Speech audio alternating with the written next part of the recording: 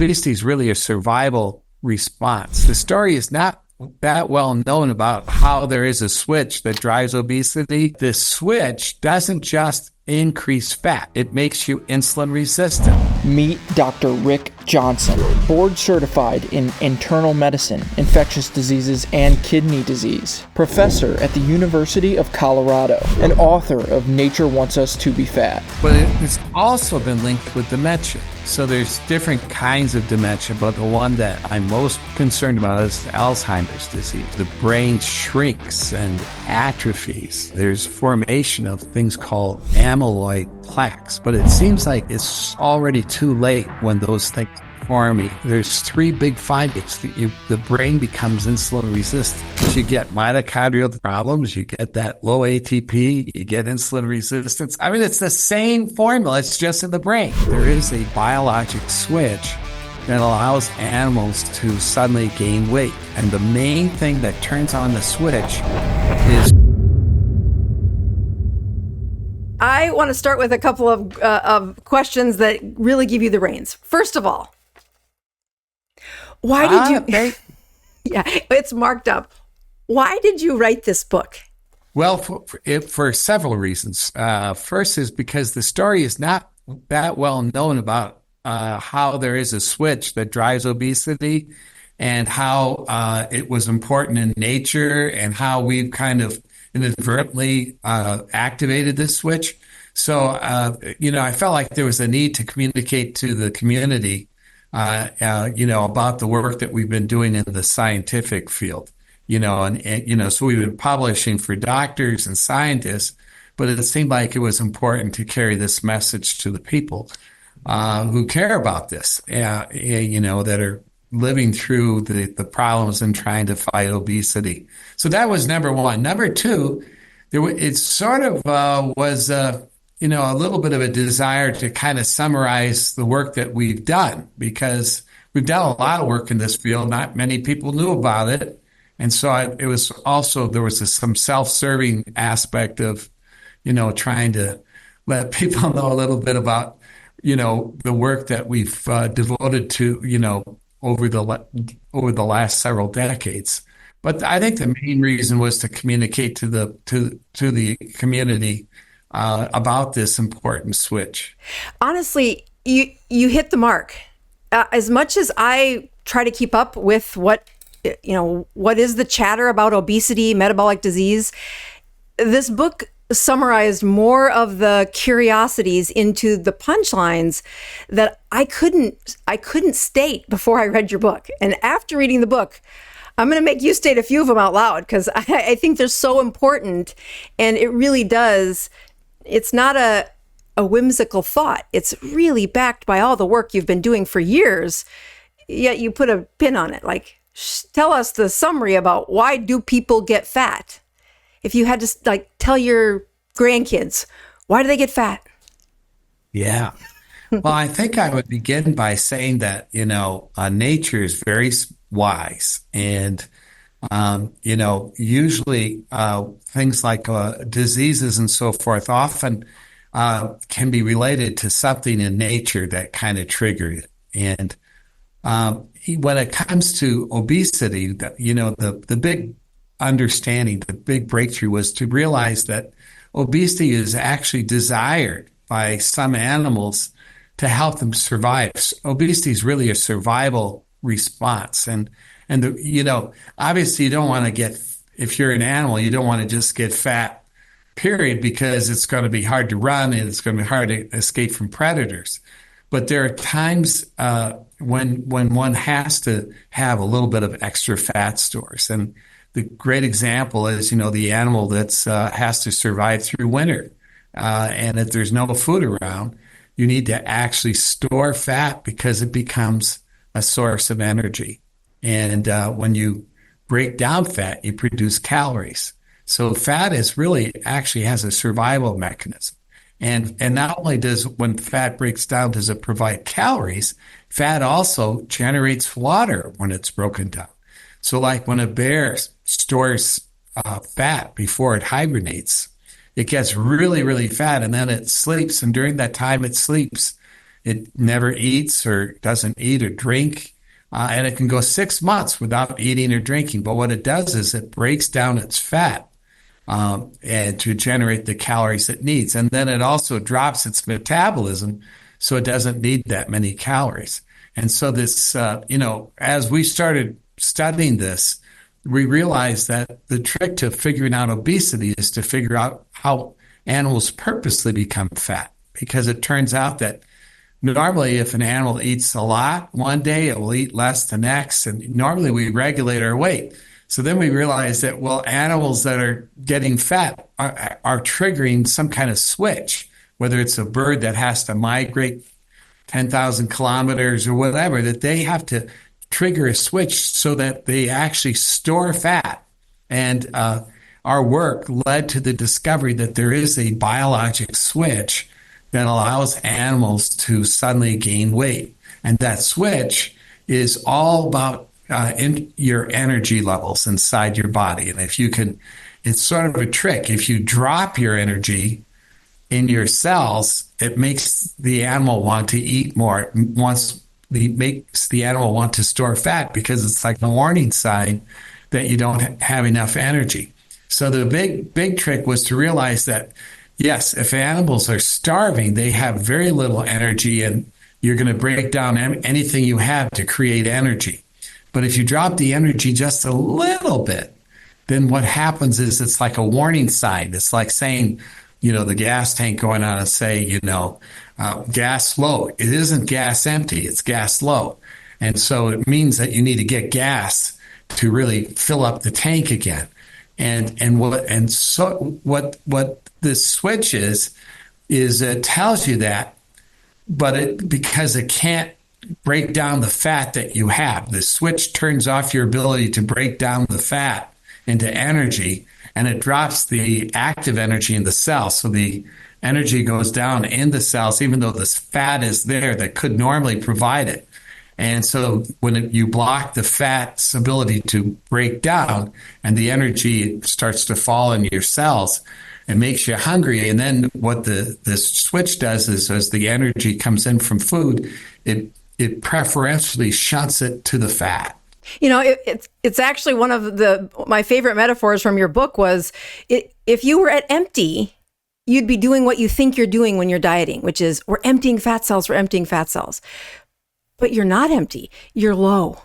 And low means ye who will survive the low is who stores the best and shuts down the metabolism the best. And it's, thousands of our patients, our family members that are in low. We need to get you out of low. You can go to empty. That's kind of a scary place to go because survival. But there's other places that we could help you undo this obesity problem that I just think it's not a great place to be, and patients feel terrible. But it answered a lot of questions like, oh, now they're in this place of creating that camel's hump right on their big tummy. That's stored metabolic. So it's kind of like this, if you are in a place where there's no food and you have, very little energy stores left, you're going to break down everything in your body to try to create energy and survive. You are dying. So the animal doesn't want to get into that situation.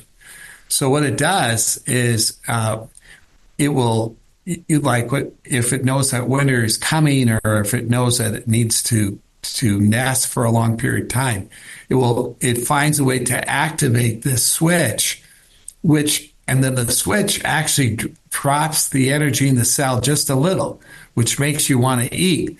And at this point, there's still food around. This is a switch that's supposed to be turned on when there's food around. It just tricks you into thinking that you're kind of low energy, and you are. Your ATP levels are low, but your whole body is filled with fat, and you continue to add to the fat in preparation. So it's a signal to prepare you for a crisis, as opposed to being in a crisis. And animals much prefer to not actually be starving, so they would much rather activate a switch to store fat to help them through a dark time, before it happens. So that's what's really kind of cool. a lot of people knew that, when you're starving, that it's a crisis, right? But the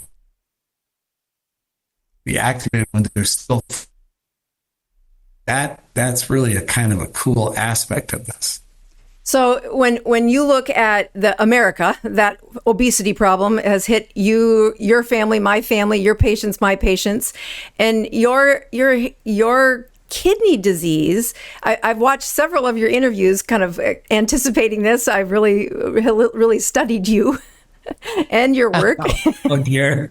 Well, and I love how many interviewers get to this question and then they run out of time. So I'm going to skip ahead and ask you some questions about the work you've done, but also you've come to some really great conclusions that I have some patients that I'm going to ask you about in a minute. But I want your opinion on, what do you think is if you had to say, I'm going to prevent dementia, what do you think the cause of most of the dementia that's around our world is?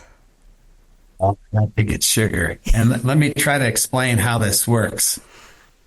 So when we were studying this, we realized that there was a switch, and the main thing that turns on the switch is fructose, which is a specific sugar. And it's in fruit and honey, which we think of as healthy, right? But if an animal eats a large amount of it, it will drop the energy in the cell and trigger the switch. And that's how it works. And glucose is actually a fuel that tends to raise energy, whereas fructose tends to drop energy. So there's these two sugars, right? If you inject glucose in the brain, actually energy acutely goes up in animals. If you inject fructose in the brain, energy acutely falls. And that energy is called ATP. And if you keep eating glucose, though, if your glucose levels get high, the body converts the glucose to fructose. So it turns out that carbs can generate fructose even if there's no fructose in them. That's like a dirty trick. Yeah, it's a dirty trick. So if you eat pancakes and bread and rice, these what we call high glycemic carbs, when the glucose goes up in the blood, it gets converted to fructose. And it was shown by a group at Yale that it actually converts to fructose in the brain as well as in the liver.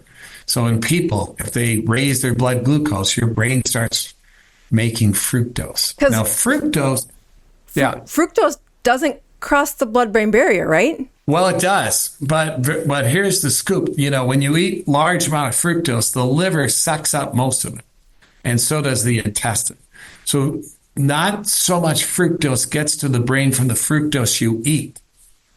But fructose signals production of fructose in the brain. So dietary fructose and dietary sugar, if I eat sugar, my brain starts making fructose. Some of the sugar I actually eat, some of the fructose does get to the brain, but the brain will start making fructose on top of it. One reason is like when you eat sugar, your blood glucose goes up.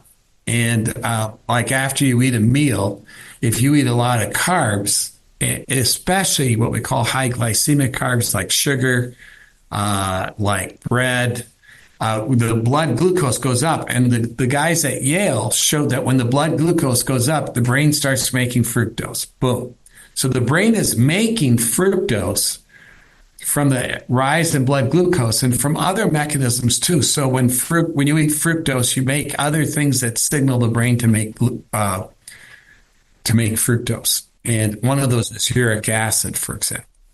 So anyway, the bottom line is that when when you start making fructose or eating fructose, you activate the switch. And the way the switch works is, energy consists of two forms. There's the active energy, what we call ATP, and the stored energy, which is fat. And what fructose does is that it works on those little mitochondria that make the ATP, and it drops the ATP production.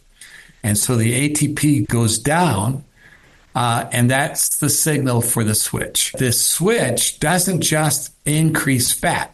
It makes you insulin resistant, which is actually a protective mechanism when there's not a lot of food around because your blood glucose levels stay high for the brain and other sites that need fuel. Also, it raises fat in other sites, like in the liver and in tissues, and it raises blood pressure to try to maintain circulation, and it increases pressure in the kidneys to force excretion. There are all these effects that are occurring. But one of the big effects is effects on the brain. And this is what we didn't realize. So originally when we looked at it, we go, oh, it's the metabolic syndrome. This is what fructose is basically is the cause of the metabolic syndrome, because the metabolic syndrome, which affects a quarter of everybody, of all the people, and fructose absolutely does all the metabolic syndrome. Anything with a metabolic syndrome, fructose does. It drops HDL, it raises triglycerides. It does all of that. Causes visceral obesity. It is exactly what fructose does. So originally I was saying, hey, metabolic syndrome is really a fat storage syndrome. It's really a survival mechanism. It's not necessarily a bad thing if you're an animal. It's bad for us, but it's not necessarily bad for an animal who wants to survive in a difficult situation. So, but then we realize, oh my God, there's a lot of other things that this switch does. There's this entire effect on the brain. And like if you give fructose to an animal or to a human, you know what it does? It activates the back of the brain, the occipital lobe, to actually be able to see foods like sugar and like cakes. It heightens the ability to see food. We don't need any help with that. We don't need any help with that. But if you're foraging, and right, it stimulates the desire to find food. So it makes you hungry, makes you thirsty. Actually, fructose makes you both hungry and thirsty. We want to take up the water too. It makes you want to, look for food, not just be hungry, but what we call foraging, a response where you're willing to get up and start looking around for food. And, little kids who eat a lot of sugar, you can kind of see this hyperactive response. And if you give fructose to animals or uric acid and raise it in animals, what will happen is the animal will start to become hyperactive. The mice will jump a little bit and they will start searching, looking for food.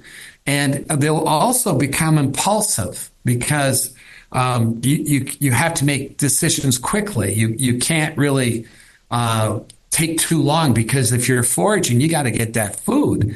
And, if you're going into an area where where you don't know what's in there, you want to get in and get out. So you're going to move fast. You're going to look around quickly. You're going to make quick assessments. And it can be a very good thing. I mean, it starts off sort of like an adventurer. But if you keep activating this pathway where you're doing it all the time, pretty soon you can't concentrate because you're really just trying to find your way. You're trying to find that food and you're looking around so quickly you don't ever have time to really think long, any significant period of time. So your deliberation has to be very quick. And you have to, be brave and potentially aggressive if you need to,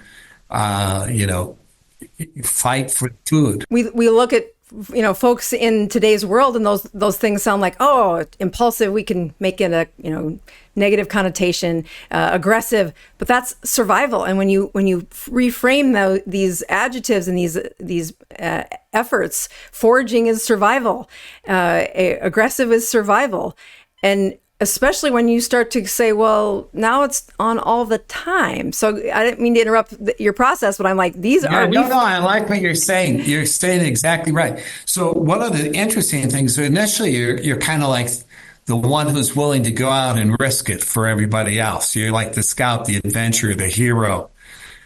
It starts like that. But then if you keep activating it, pretty soon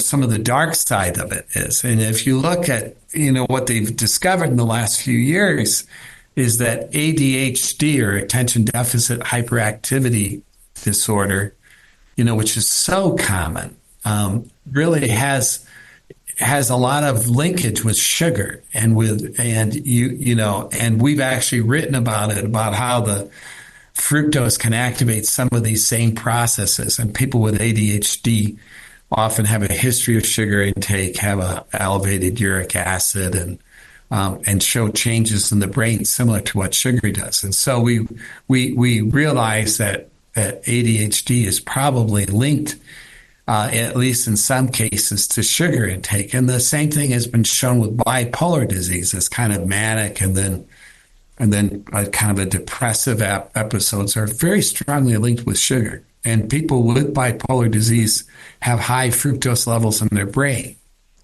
But it's also been linked with dementia.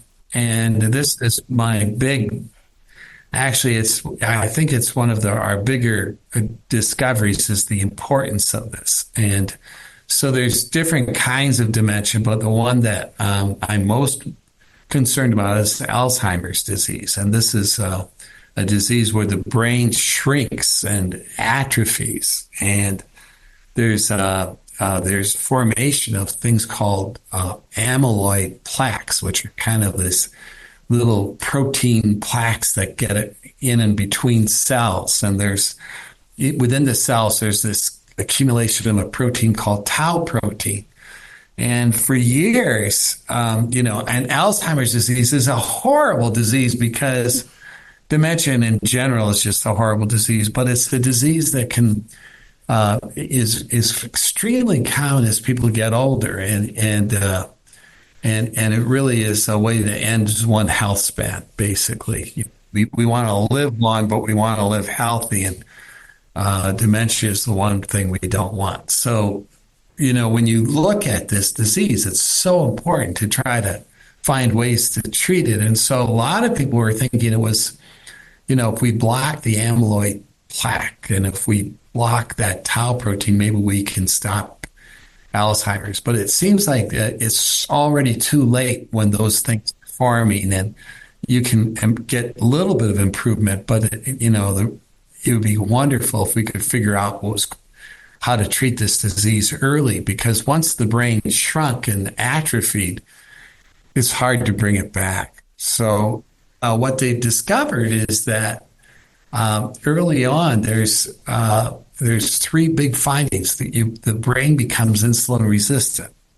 The brain becomes insulin resistant. Wow. Some people call it brain diabetes. Another problem is that the mitochondria get inhibited, and they don't make as much ATP. Now think about fructose.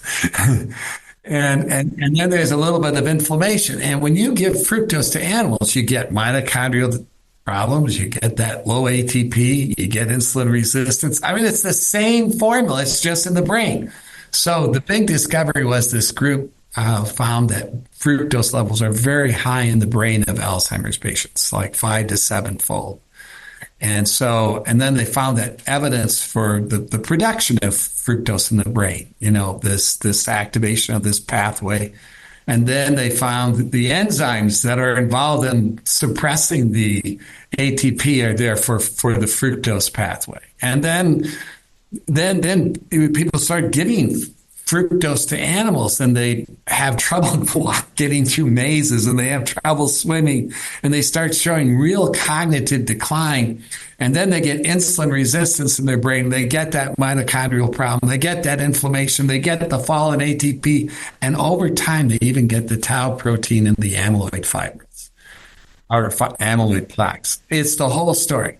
And so we now know that it's like a perfect fit. The risk factors for Alzheimer's include obesity and diabetes, sugar intake, and all those things, high glycemic carbs, elevated blood glucose. These are all the things that drive fructose. And then you see the same findings, as I mentioned, the insulin resistance and then the plaques and the whole bit. The whole story's there. So, I think that we could have a major impact. I mean, we could make so much impact by trying to reduce our diets rich in glycemic carbs and also and also sugar and fructose. And I think this is the way to go. And there is some evidence that keto diets are helpful in Alzheimer's, and there's also now data that GLP-1 agonists can be protective to some extent.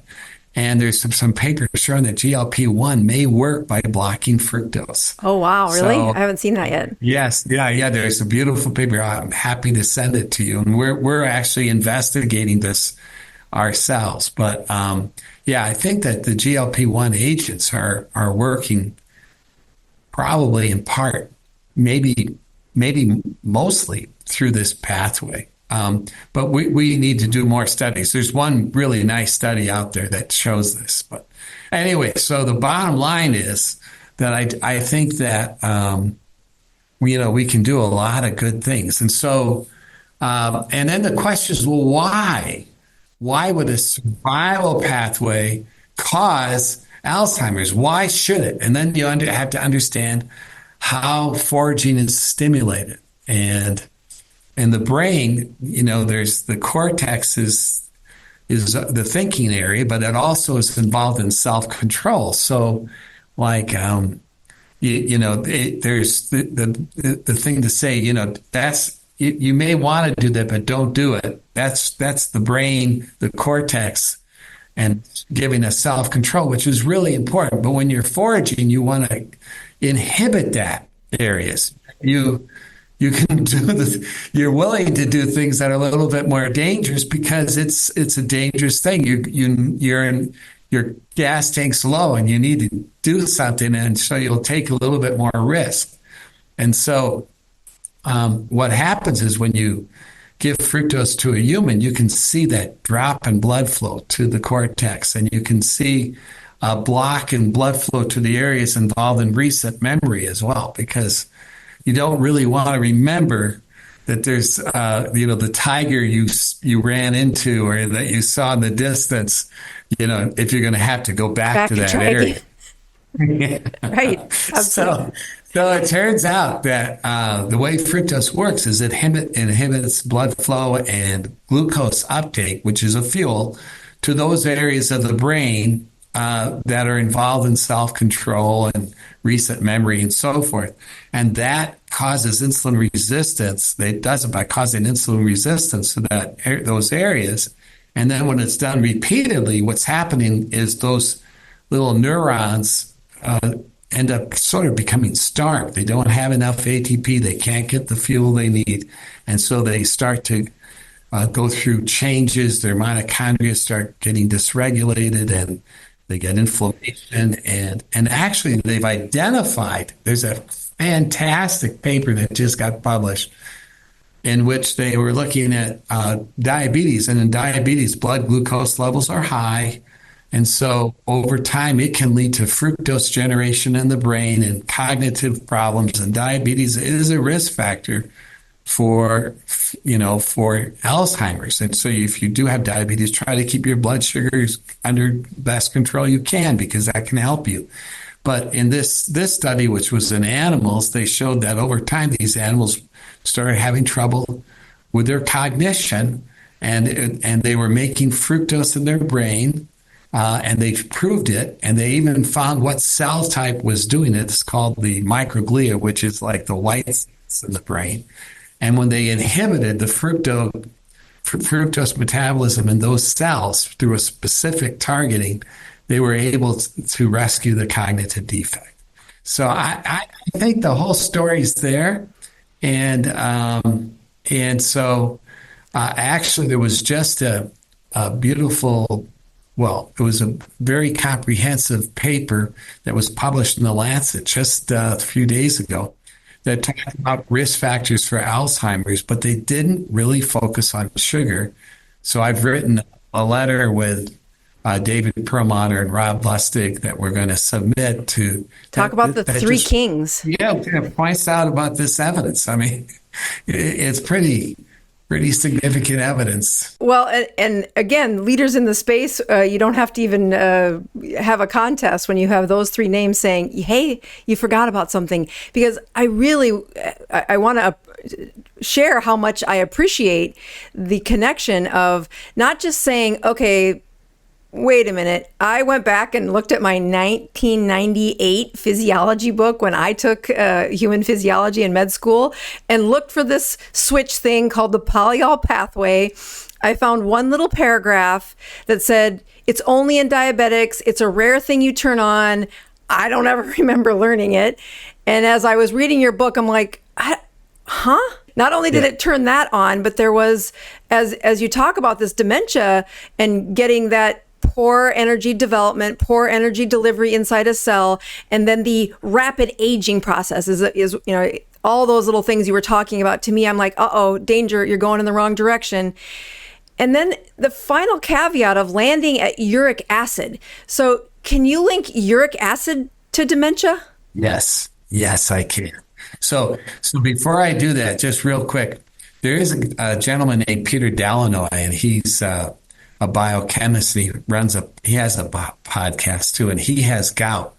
And so I've been on his podcast a lot. He just wrote a paper that I'm author on, but he did some very nice work showing that this polyol pathway, normally it is very rarely activated. So in a person, when you're born, for example, this polyol pathway is not really turned on.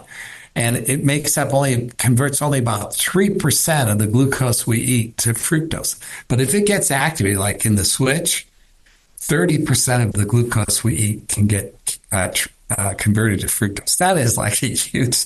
That's terrible. No, but So it's the polyol pathway. When I went to medical school, it was just supposed to be important in diabetes as well. So this is where all the discussion was, and the polyol pathway makes fructose, but it also makes sorbitol, and the focus was on sorbitol, not on fructose. But now, the world is waking up, and we're seeing that fructose production through the polyol pathway is important in diabetic kidney disease. It's important in heart disease. There's a Nature paper by a group from Germany showing that when you have a heart attack, the polyol pathway is turned on in the heart and starts to make it. Now we know the polyol pathway is also important in cancer, and that there are cancers that love fructose, and if you can inhibit the fructose pathways, you can actually have an impact. So it's a bigger deal. So now you've asked the question, because uric acid has been linked with dementias. There are papers that show that if you have a high uric acid, it increases your risk for dementia. But there's also this funny epidemiology work that shows that if you at the time you present with dementia, usually you're not obese, you're not diabetic, and you don't have gout. Even though 20 years, if you have gout, diabetes, and obesity in midlife, it predicts dementia later in life. But at the time of dementia, it doesn't. So you get all these people saying, hey, gout actually protects against dementia. Because if you look at people who present with dementia, fewer people have gout than the reverse. And so how can it be a risk factor? But here's the trick. What they've shown is that people who develop dementia often for several months before start losing weight. It's actually quite substantial. There's quite a few papers on this. And it sort of presages the discovery of dementia. And so what happens is, as people start developing cognitive decline, they don't eat as well. And it's initially, it's not really so clear that they have dementia, it's just thought to be mild memory problems. But there is this thing that happens where a lot of people start to lose weight before, so that at the time they present with dementia, they're no longer fully obese and so forth, or their diabetes is less severe and their gout has gone. So part of the reason a person has gout is that they continue to eat a lot of foods that raise the uric acid and keep it high. And if you're not eating a lot of these bad foods, the uric acid comes down. So that was it. But here's the punchline. In the last 2 years, there have been 2 incredible papers that have done a thing called Mendelian randomization. And one of them took 376 metabolites that were thought to be important in dementia. There were 376. And they did this huge thing called GWAS and genetic studies and Mendelian randomization. And this is a way of kind of determining if is there a genetic link between high uric acid, for example, and the development of Alzheimer's. And it's supposed to be another way of looking at causality. So it's a way that it's supposed to be a clean way of looking at. It's cool math. It takes a minute to understand it, but it's very interesting to watch how they're using it. It is very yes. So so one paper took these 376 metabolites, and only one was strongly associated with Alzheimer's with every test they did, and it was uric acid. Whoa. Pretty good. Then there was the second one that took 46 classic risk factors, and they did their genetic linkage and all this thing, and they came up with 2, and one was uric acid. And the other one was actually they did this kind of GWAS linked with education, and then the higher the level of education, the less chance you have of developing dementia. And it's probably I don't know. The more you do educational work, you probably are keeping those neurons synapses kind of active. And maybe it's just, that. But in terms of a disease process, uric acid has emerged as the king driver in these 2 Mendelian studies that were very, very extensive and had backup GWAS studies. Well, yes. That's impressive. Bottom line, yes. Well, honestly, because in several of your other interviews, you kept getting close to this. And then nobody would ask the question, uric acid, dementia, connect them. Yes. We did it. They're connected. They are connected. There's also interesting, there were some studies done with mild cognitive impairment. This is kind of the early stages, where people are beginning to have trouble, but they don't have frank dementia. And at that stage, uric acid is clearly linked. But when you become at a time when you're diagnosed with it, your uric acid tends to have fallen at that time. There's also this kind of interesting thing when the polyol pathway gets activated in the kidney, it causes uric acid to be excreted in the urine and can drop your uric acid. So a lot of these people probably have the whole body has polyol pathway activation. So some people with dementia will actually have a fall in their uric acid because they suddenly are excreting large amounts. And that could also play a role. But in terms of causality, we believe that the fructose and uric acid are driving a lot of this disease. And it really looks very strong in animal studies. It looks strong when you actually study people at autopsies, and you can show the fructose levels are 5 to 8-fold higher than in an age-matched person. Mm-hmm. Well, I'll tell you, your research into this really helped me solve a couple of. It clued me. Your book is not one of the books where I could read it in a weekend and apply it, just to kind of casually consume what I must have gone back to it like 7 or 8 times, went to the studies that you were talking about, and really helped kind of consume information in a way, because I was trying to apply it in a couple of strange cases.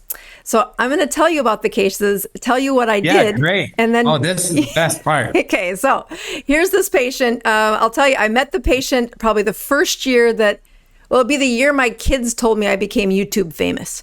I think I had 100,000 followers. But this man writes in, and he had been in a hospital. He had read the book that I wrote about how metabolism changes and you need to do these things. So he was following along, lost like 70 pounds, but was in the hospital from kidney stones made from uric acid crystals, as well as several other health problems of diabetes and such. He has since gotten off of his medications for diabetes. His blood sugars were controlled.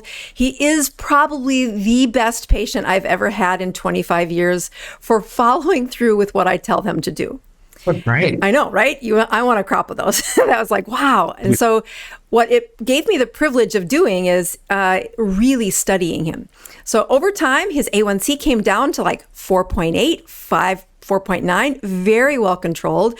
His cholesterol kind of went off the charts because he was on a very high fat diet, but his brain woke up. He's an engineer. He got back off of I don't think it was ever disability, but he was not functioning well at work and came back to the senior position of being able to cognitively perform. And he became a volunteer and helped out with some of the Facebook messages on my channel, right? So I got to keep track of him. And over time, I asked him to do a few things like, I want you to check your uric acid. There was until April of 2024, you could buy uric acid strips and test it yourself. Right. Okay, so I said, let's get you 100 of these strips. I want you to check uric acid in several places so that we can learn about this. Between that, there were some LabCorp checks. There were some checks from the VA hospital. We had several metrics from uric acid. As his A1C went down, his uric acid went down, and it was probably down to I think 4.8, 5.2 in that range. Okay, life was good. And then he started not doing well. His morning fasting sugars kept sneaking up from that 95, 85 range into a triple digits. And this is in a man who has a 2-hour eating window, was absolutely no more than 10 carbohydrates a day on an extremely strict ketogenic. I can't be that strict, but he was bound and determined to never end up back in that ICU again. So here's this patient with at least 70 checks of his uric acid. And the first thing that I found was when his A1C had gone down, his uric acid went down, and then things went wrong. Fasting sugar is going up. A1C is a little bit higher, but uric acid is significantly higher. And at this in this transition, about 3 months into watching this, trying to get him to say, I think we have a different problem. And it was a different problem. His beta cells were dying. Within the next 4 months, his beta cells die. He makes no insulin. The prodrome that showed me this was happening was that the uric acid was rising.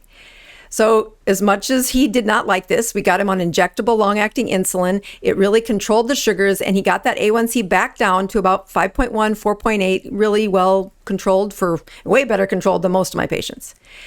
And in that process, this uric acid, he had done several experiments about what makes uric acid better, and can it be as volatile as, I was thinking, what are the rules I tell patients when I have them on a ketogenic diet, very low A1Cs, have a good control of their blood sugars.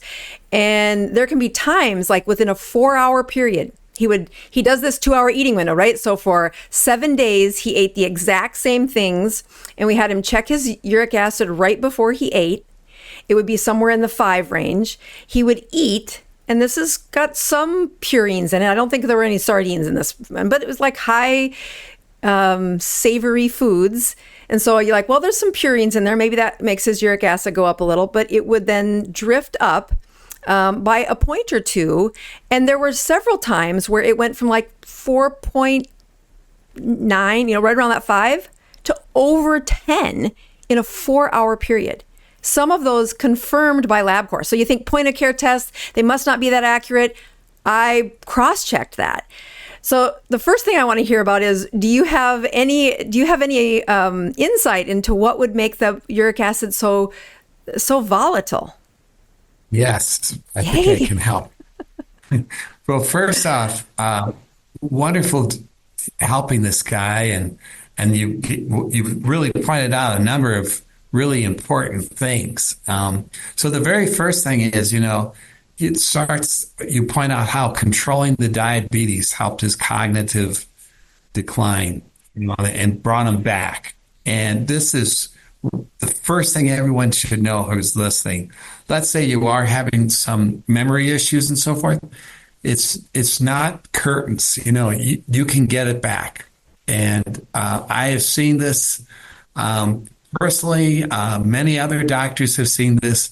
And actually controlling blood sugar is a major way to help with that, because we even talked about how when the blood sugar goes up, you start making fructose in the brain. If you block the fructose in the brain of a diabetic animal, they can improve their cognition. And so, again, congratulations to this individual if you're listening, and congratulations to you, getting the blood sugar, the hemoglobin A1C down to under 5. Fantastic. And the guy is able to go back and do even very complicated work. And, so this is the very first thing to talk about is, the importance and keto diets and low carb diets and just, careful diets, Mediterranean diets where you really try to reduce the carbs.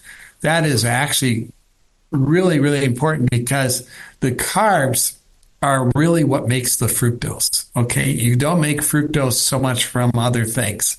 It's mainly coming from glucose, and or fructose. And, so if you eat fructose, that's fructose. But if you eat glucose, that can be converted. So a low carb diet really can block the fructose production, even if uric acid is around.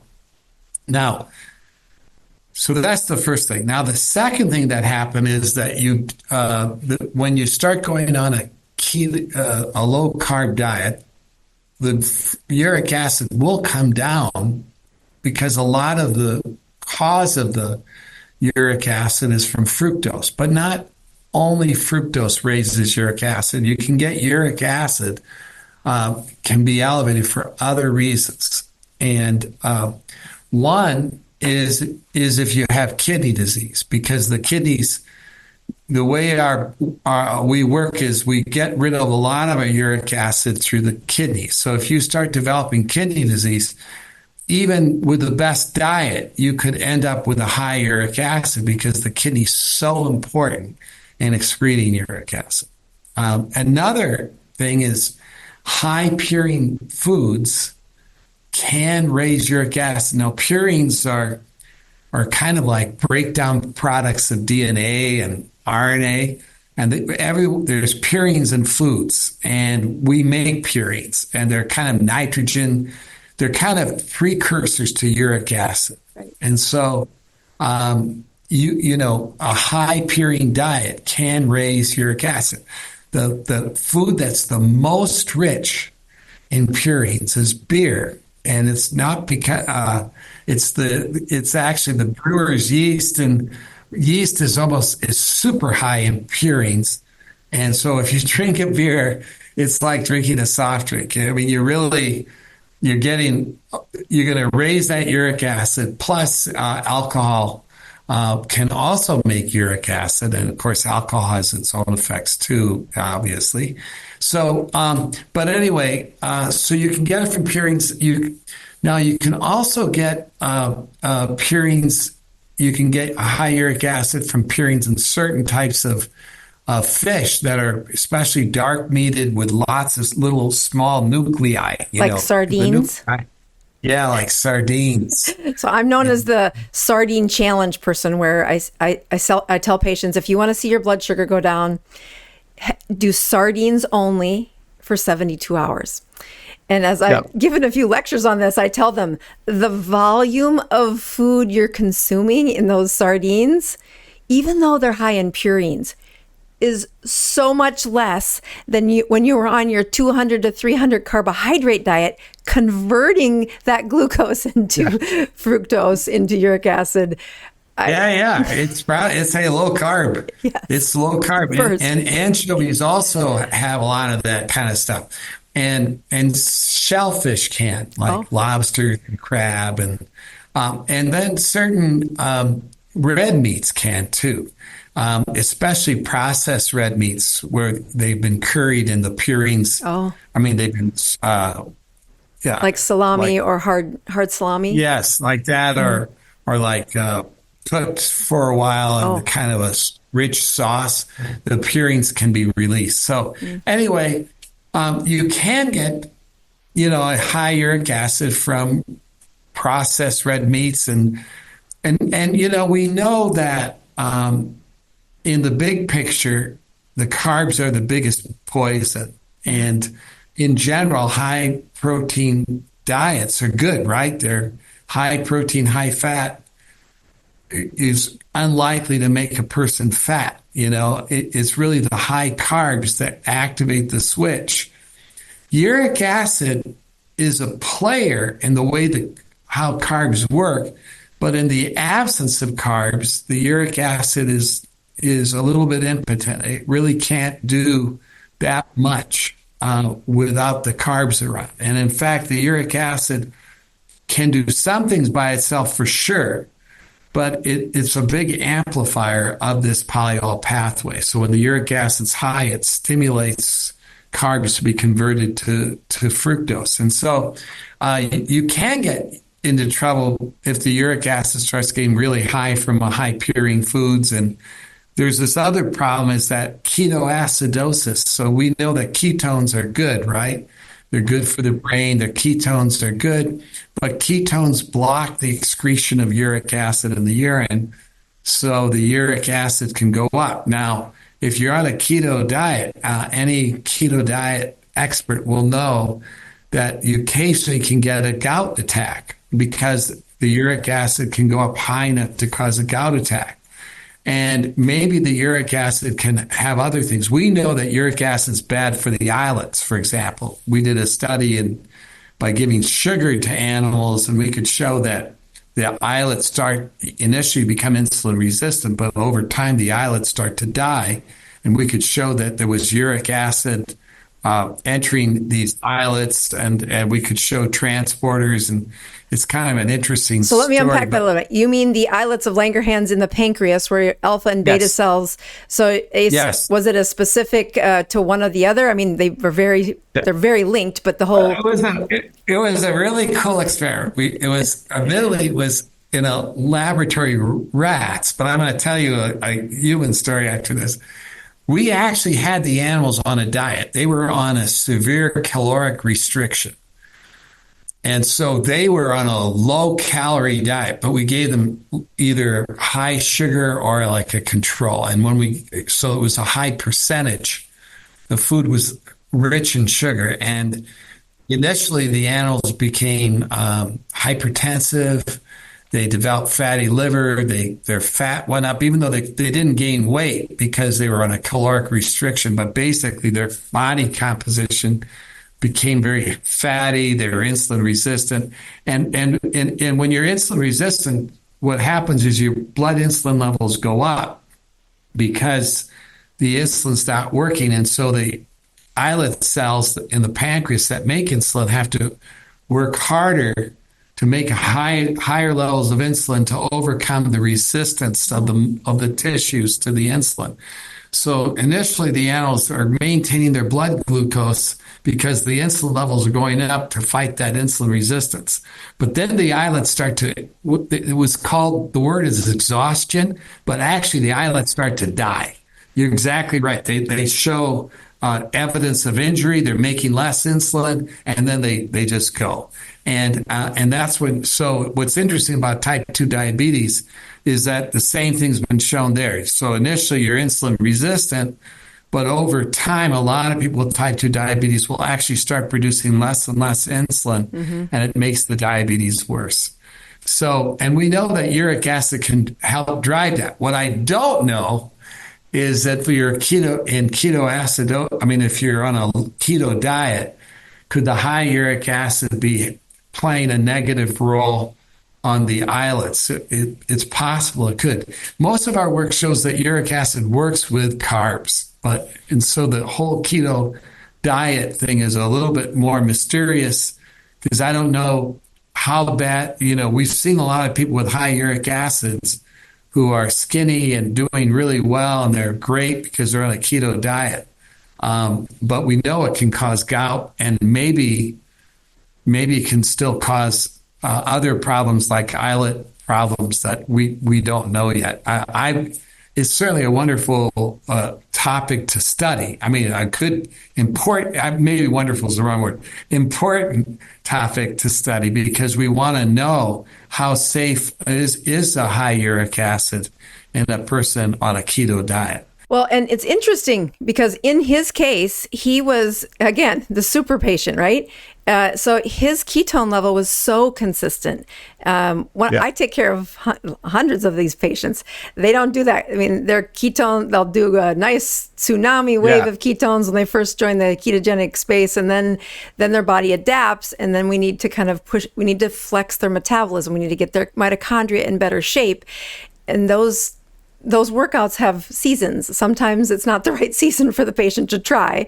And so their ketones are 0.6. They're not like what this patient's was closer to 1 or 1.5. Now, the other thing that you brought up, which is something that I'm well aware of, although many people are not, is that uric acid levels can vary quite a bit even during the day and following a meal. And so let me just give you some examples.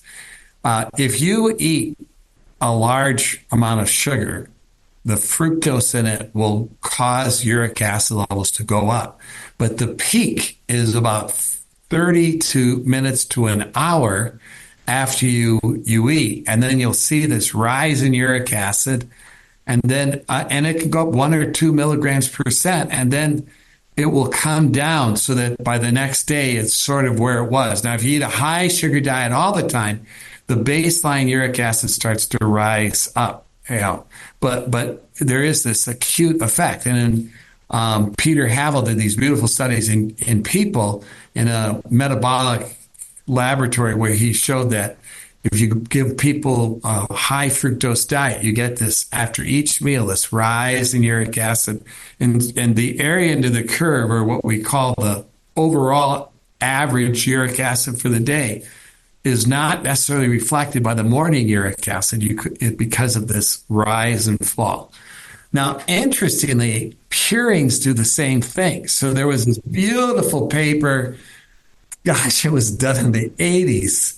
It was done in the 80s, but I love this paper, and I quote it a lot in some of my papers, is they took these people with gout and then people without gout, and they gave them a high oral purine diet, a meal. Mm-hmm. Like it actually had brewer's yeast is what they gave. And they swallowed it down like some sardines with it. And it's been shown with a beer too. So you can have just a beer will do this. After you drink a beer or eat the yeast, the uric acid can go up dramatically, especially in people with a history of gout. It'll go up the highest in people with a history of gout or with gout, but it goes up in everybody. And it's quite striking. Instead of peaking at 45 minutes, it tends to peak at 2 hours. And the urine uric acid takes a big rise as well. So there's this kind of load. Your blood goes up, blood levels go up. You'll excrete it in the urine, and then it'll come down and back down. And so uric acid is not such a steady measurement. It is not. That's what I'm talking. Yeah, there's thoughts about doing just like a CGM to do one with uric acid.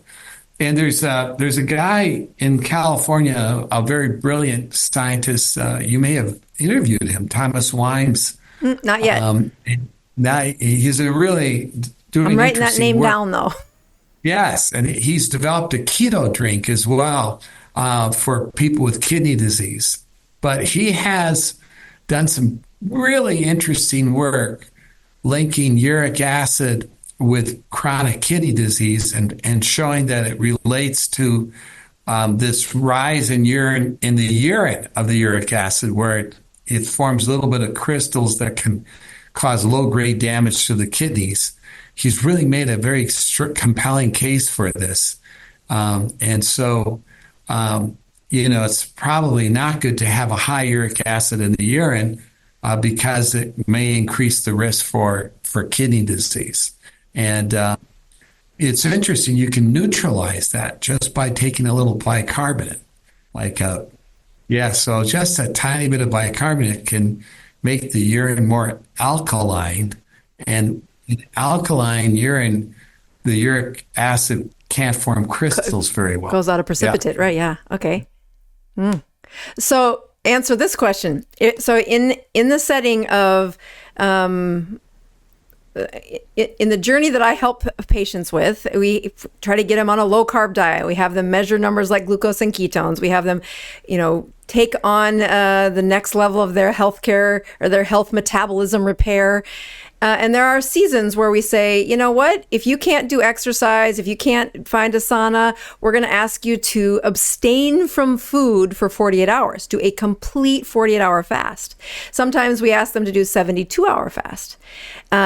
As you look at uric acid after that long of a water, salt only fast, what's your prediction on what the uric acid would do? Well, it's going to relate to the hydration status. So okay. If you drink a lot of water, I think you're going to be okay. In general, intermittent fasting will tend to make the uric acid go up towards the end. That's what we've seen. And it will for sure. But it's interesting, if you keep them well hydrated, you may not see it. It won't be as severe. That's for sure. It won't be as severe. And of course, the longer you do the fasting, the more likely the uric acid is going to go up. It's sort of like, think of it this way, the body, still running on these rules of nature. And, so when you're fasting and you start dropping the energy you're burning, but, your ATP, especially if you're most people who are do intermittent fasting have an underlying issue like obesity. And so they probably have, because that's one of the reasons they're doing the fasting. And the obesity means that they've activated the switch a lot. So and the longer you activate the switch, the more there's a little bit of mitochondrial problems. So you're not making as much ATP. So it's going to be quite likely that there's going to be some activation of this biologic switch from, as the energy starts to drop, and things like uric acid can be an initiator of the switch, right? So it's probably when it's rising, it's sort of like telling the animal, it's trying to get the animal to activate the switch to rescue itself. But so there's this really interesting thing, if you take, there was these studies done in the Native Americans from Alaska, like the Inuits, before they, and many of them are on a pure carnivore type diet or high meat, high fat, basically a low carb diet. There's not a lot of carbs in Alaska. And so, and in these old days especially. And what they found was that if they glucose tolerance test, they had an exuberant response. It was as if their system was activated to try to, become maximally to store more. So it's sort of interesting. I think that, when you do intermittent fasting, if you go long enough, you're going to activate things that, things are going to go up in the blood and so forth that are going to want to help activate the switch. But staying well hydrated and exercising to keep those mitochondria healthy. I mean, intermittent fasting works. And I love intermittent fasting and I love low carb diets. I realize that, that the body may be trying to react to it a little bit. But in essence, if you can keep that fructose away and you can keep the mitochondria healthy, and exercise is such a wonderful tool as well. So I sort of understand, we're kind of fighting the system. The system was built to try to make sure we had enough fat stores. So if you start fasting, the body's going to want to try to hold on, and we have to understand the biology, and then we can figure out how to quench it and how to keep ourselves healthy. Well, so that's very helpful for me. I wasn't too far off. I'll say, when you're looking at the equation of how do you help a patient that's in front of you and they're still 200 pounds overweight, they've been insulin resistant, and they can't exercise. They really cannot exercise. And so we say, we're going to get you there. We're going to help you. But the weight loss, you're fighting insulin resistance. And, we use saunas, we do other things to try and help get their metabolism not to be in the lowest mode. But when... some things that can help that, in addition to exercise, we haven't really, but I'm sorry to interrupt you, but dark chocolate and the substance called Epicatechin is really a wonderful tool. Do you know much about this? I don't know about Epicatechin. Okay, so there was this famous Harvard scientist named Norm Hollenberg, and he had learned that there was a little island off the coast of Panama where the Indians there, the Native Americans, they were called the Kuna Indians, that they could be eating a ton of salt but never develop high blood pressure. And he got curious about this, and he thought, so he went with a little group of investigators and adventurers down to Panama, this little island. And it was true that not only did these people have normal blood pressure, but none of them were obese. There was no diabetes. And some of them were eating some foods that, that you would expect would raise blood pressure, like salt. And they were also eating sugar, and a fair amount of sugar, in fact. And yet they didn't seem to affect them. And so he thought it was genetic, that they had some kind of rare gene that might explain this. But then he found that their relatives that went to Panama City were all getting fat and diabetic. So he was puzzled about this. And then his dietitian was the one who figured it out. She realized that these people were drinking a lot of cocoa. And they were drinking bitter cocoa as much as 10 to 12 cups a day. So they started studying this. And I actually had friends that kind of took on this research. For the last 20 years, they studied it. And they found that the dark chocolate contains things called flavonols, which are in a lot of foods, right? Like flavonols, generally speaking, are really good. But they found that there was one flavanol that was kind of distinct from most of the others. There's one that's kind of related, and that's from green tea, which is also a little weaker, but they found this flavanol called Epicatechin, and they found that it neutralized that it helped mitochondria grow. And if you put it on cells, the mitochondria would grow. And when you exercise, mitochondria grow as well. And they also found that it blocked the oxidative stress that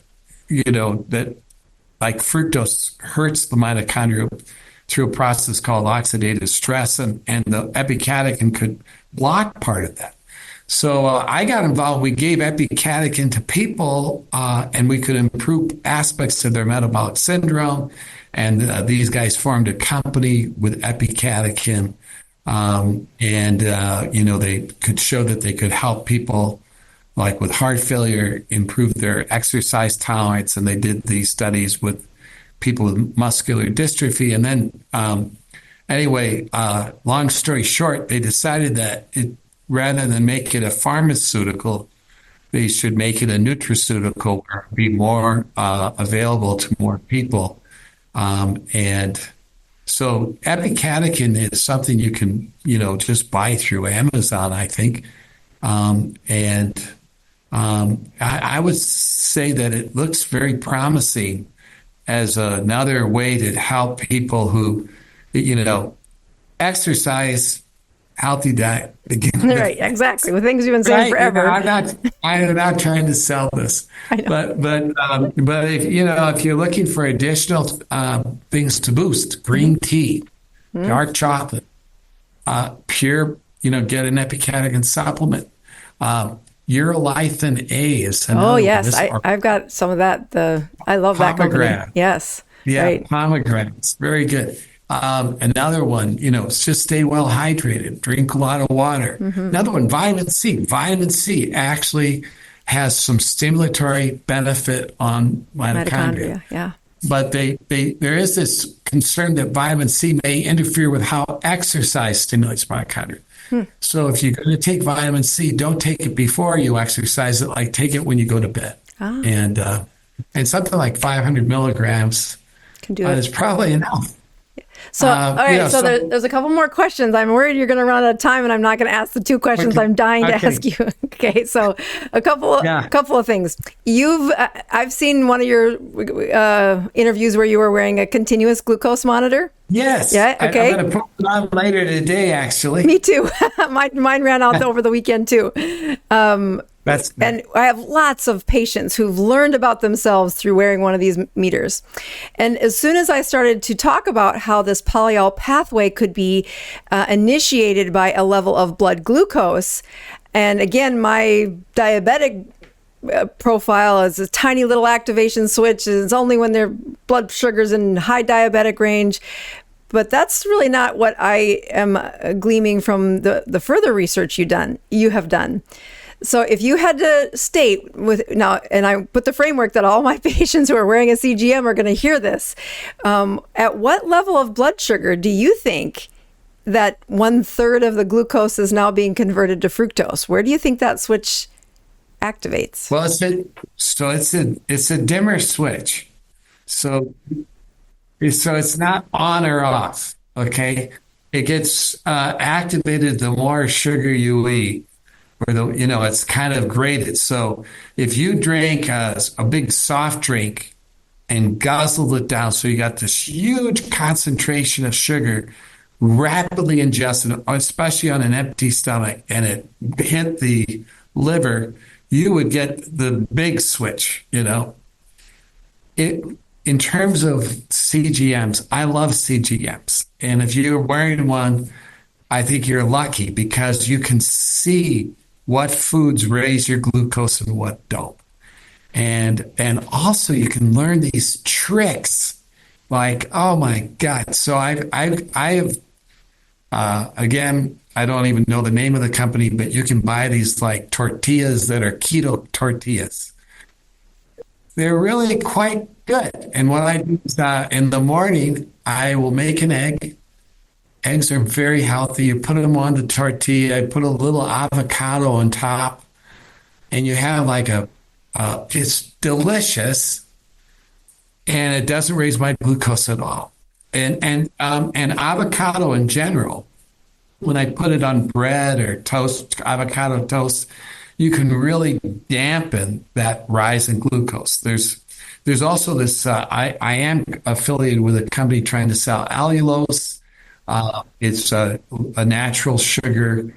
It really has an effect on glucose levels too. So if you have big swings in blood glucose, it really will dampen that. It's like very dramatic. One of the last conferences I was at, I donated 50 CGMs to people that were there. And so I brought them, my team put them in, and I said, now the allulose booth is right over there. I want you to get your CGM calibrated and then look at your sugar, go have an allulose bar and then RX sugar bar, and then watch what your sugars do. And we had it was great. It was this. It is amazing. Yes, that is the most amazing thing about that sugar is that it absolutely blunts the glucose effect. Crazy. And it's crazy. It is really real. And we've even can reduce insulin needs with it in diabetics. And so so if you have a label glucose problem, you can do things like the avocado, you can drink more water. You actually reducing salt will actually have an effect on blocking glucose rise. So I want to make sure that you hear me say this out loud, that when you're looking at the mechanism of how allulose works, it's a fructose lookalike. There's a special word for whatever the carbon. It's an epimer. There you go. That's the word. Yeah. And it binds to the place where fructose would have been. Is it fructokinase that it binds at? But it's a higher bind than the fructose. And it does several things. One is it blocks the uptake of fructose because it blocks the transporter. Okay. And another one is, it looks like fructose, but it doesn't get metabolized like fructose. And right. And the mechanism by which it lowers the blood sugar, and it doesn't cause hypoglycemia, but it does lower blood sugar in response to foods. And it seems to be working by helping store glucose like in the liver, and possibly muscle work, and then be used as a fuel. Anyway, there's a lot of good things about it. And there's many other good things you can do too. So, what you want to do is try to eat healthy. I think Dr. Boz, I think you are doing a lot of really good things. This low carb diets, keto diets, even carnivore diets. Some of these are, where you can reduce those carbs. That's the key. CGMs are wonderful.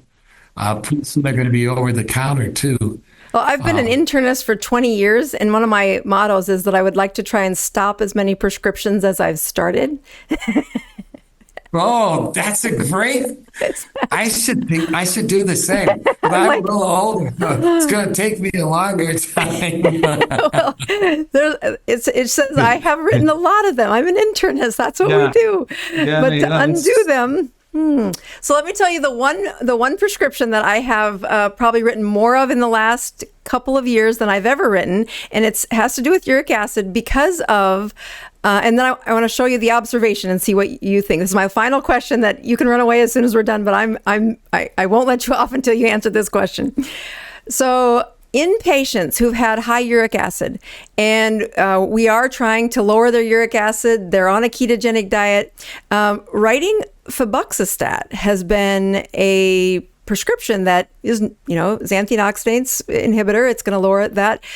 But about 2 months after they've been on it, I have and this is a clinical observation, weight loss that I've not seen with other drugs. Do you think that, have you seen anything that could? We've done several clinical trials with xanthine oxidase inhibitors, and they do, what they're particularly good at is blocking weight gain, but they can cause some weight loss that was significant. So we did a study in Mexico. We also did a study in Houston in adolescents who were actively, these were kids who were actively gaining weight. And the allopurinol group, which is like febuxostat, really did not show any weight gain compared to the control group. And we had another uric acid drug that was not as effective at lowering uric acid, and it was intermediate. I do believe that this is real, I do not prescribe it for weight loss, but I have seen it enough. Right, I wouldn't prescribe it for weight loss, until it's FDA approved, kind of thing. But it does look, if someone has gout. You can give it, and my gosh, it does have a lot of benefits. And there's evidence that if you're on it for several years, for example, there's several studies that show that it reduces the risk for dementia. Febuxostat, in particular, a 30 to 50% reduction in dementia in epidemiologic studies. Same with allopurinol, actually. And it reduces, reduces the risk for diabetes in several studies, or improves blood sugar. And we did a clinical trial where we showed we can improve insulin resistance by giving it. So I do think we want to try to keep our uric acids down in general.